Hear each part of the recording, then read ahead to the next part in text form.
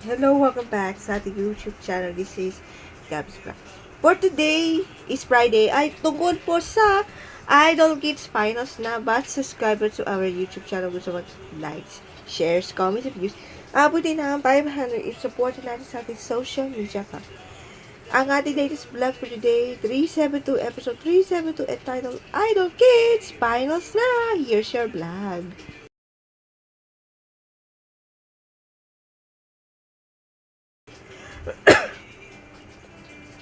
Okay, simulan natin, panoorin natin ang highlights.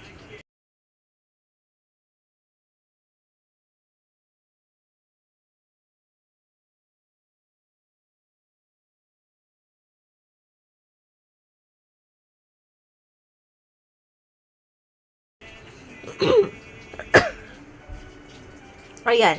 Finals na bukas sa Sunday gaganapin sa ating Idol Kids Philippines, the final show the featuring 6 Kitty Hopos ang maglaban-laban para sa kauna-unahang Idol Kids Philippines Grand Champion. You are the 6 grand finalists are Alexa, MJ, Quail, Klein.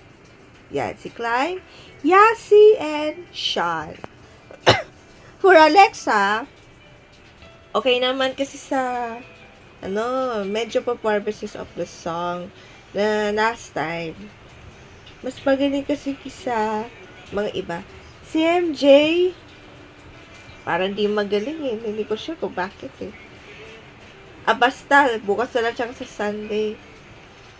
Si Quail, anak ni na Bradley Holmes at Nina Holmes. At sana po mananalo yan sa ating Idol Kids winner. Si Cly, naliwanag sa dilim pa. That Cly na parang atod, skateboarding player siya at parang gusto ko maging delivery rider. Galing mo sa liwanag sa dilim, Pablo of SB90. While Yasi, or full name Yasi, is all about inner strength of the Casey Tandinian style. Yes. The Casey Tandinian style po. At si Sean, last time di pangarap noong nasa mid-rounds. At yun, mas magaling yung mga hook balls na naka-high notes na pang lalaki.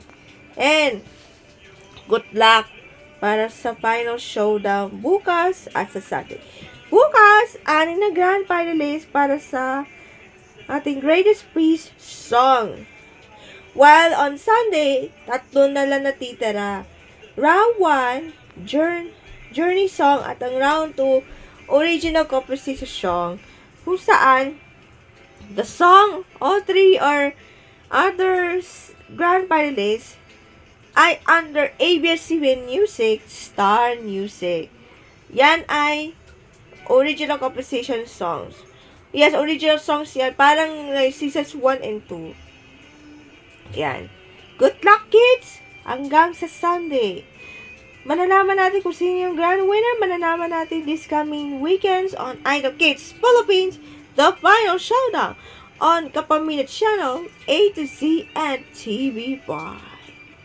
That's it for our latest vlog. See you on Sunday. Bye. God bless.